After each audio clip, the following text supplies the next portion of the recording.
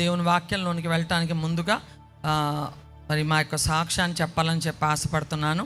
మరి దేవుని కృపను బట్టి, మీ యొక్క ప్రార్థనలు బట్టి దేవుడు మరి పాస్టర్ అంకిత్ గారిని, పాస్టర్ శ్రేష్ఠని ప్రేమించి ఒక అద్భుతమైన బహుమానాన్ని పరలోకం నుండి పంపించాడు. ఆ బహుమానం ఏంటంటే దేవుడు వారికి ఒక చక్కటి కుమారుని అనుగ్రహించాడు. అందుని బట్టి దేవునికి వందనాలు చెప్దామా? దేవునికి స్తోత్రం, హల్లెలూయా. అయితే చాలా చక్కగా మరి ఆపరేషన్ జరిగింది, సిజేరియన్ చేశారు. తల్లి బిడ్డ ఇద్దరు కూడా క్షేమంగా ఉన్నారు. చాలా సంతోషం అనిపించింది. ఎందుకంటే మరి అద్భుతమైన దైవజనులు బిషప్ గారు, జ్యోతి కుమార్ గారు, అలాగే మరి శ్రేష్ఠ వాళ్ళ నాన్నగారు అద్భుతమైన దైవజనులు శామ్యూల్ కర్మోజీ గారు, మరి ఆ ఇద్దరు దైవజనులకు మనవడుగా మరి ఆ బిడ్డ పుట్టాడు. అంకిత్ 40 దినాల ఉపవాసంలో ప్రవచనాత్మకంగా చెప్పాడు, దేవుడు కుమారుడినే ఇస్తాడు అని చెప్పి. చాలామంది వేచి ఉన్నారు ఏంటా రిజల్ట్ అని చెప్పి. కానీ వాక్కునిచ్చిన దేవుడు దాన్ని నెరవేర్చాడు. దేవుడు కుమారుని అనుగ్రహించాడు. ఎందుకంటే మేము కూడా ప్రార్థిస్తున్నాం, ప్రభువా వారసుడు కావాలి, ఈ సేవను కొనసాగించాలి. దేవుని రాకడ ఆలస్యమైతే మరి మేమందరం ప్రార్థించింది ఏంటంటే సమూయేలు లాగా మరొక ప్రవక్తగా, యాజకుడిగా, న్యాయాధిపతిగా, బహుబలమైన సాధనంగా ఆ బిడ్డ దేవుని కొరకు వాడబడాలని చెప్పి ప్రార్థిస్తున్నాం. దేవుని రాకడైతే చక్కగా పెంచబడి మా అందరితో పాటు ఎవరైతే పరిశుద్ధంగా సిద్ధపడ్డారో వాళ్ళందరితో పాటు మా కుటుంబంతో పాటు పరలోక రాజ్యానికి రావాలని, ఈ రెండే ఆశలు ఆ బిడ్డ విషయంలో మరి దేవుడు నెరవేర్చాలని మా ప్రార్థన. ఎంతో కృప దేవుడు చూపించాడు. వైజాగ్లో కీర్తన హాస్పిటల్లో డెలివరీ అయింది. మరి దైవజనులు శామ్యూల్ కర్మోజీ గారికి, అలాగే మరి పాస్టమ్ గారిని మరి దేవుడు ఎంతగానో దీవించాడు. ఎక్కడికి వెళ్ళినా వాళ్ళ విశ్వాసులే. మరి కీర్తన హాస్పిటల్ డాక్టర్ జయకుమార్ గారు, అలాగే ఆయన భార్య మరి డాక్టర్ కవిత గారు, ఆమెమో గైనకాలజిస్ట్, ఆయనేమో మరి పీడియాట్రిషియన్.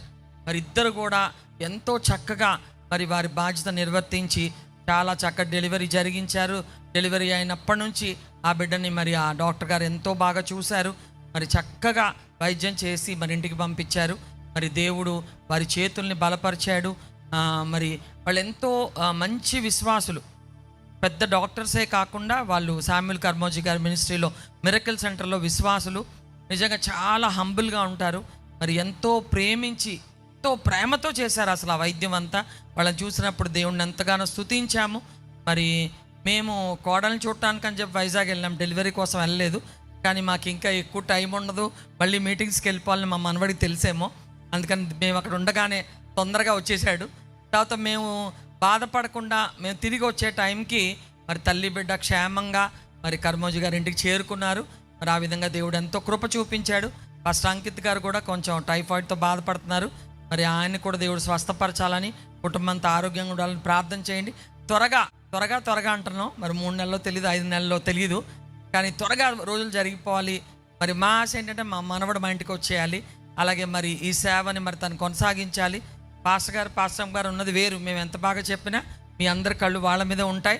కనుక మరి వాళ్ళు తొందరగా రావాలని చెప్పి మీరు కూడా ప్రార్థన చేయండి. దేవుని చిత్తమైతే అంకిత వచ్చే వారం నుంచి మరలా తన మందిరంలో తన పని కొనసాగించుకుంటాడు. మీరు అందరూ ప్రార్థన చేయాలని కోరుకుంటాను. చాలామంది సెంట్రల్ చర్చ్లో కూడా అడిగారు, ఎలా ఉంటాడండి బాబు అని. ఎలా చెప్పాలో అర్థం కాల. ఎందుకంటే తల్లిదండ్రులు ఇద్దరు చాలా అందంగా ఉంటారు కనుక బాబు చాలా అందంగా ఉన్నాడు. కానీ నన్ను చెప్పమంటే ఏం చెప్పానంటే ఎంత బాగున్నాడంటే అప్పుడే ఫ్రిడ్జ్లోంచి తీసిన తాజా స్ట్రాబెర్రీ ఐస్ క్రీమ్ లాగా ఉన్నాడు.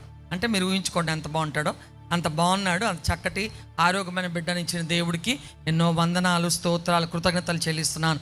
దేవునికి స్తోత్రం కలుగునుగాక, హల్లెలూయా. ఈ సంవత్సరంలో మాకు అద్భుతమైన బహుమానాన్ని దేవుడు ఇచ్చాడు.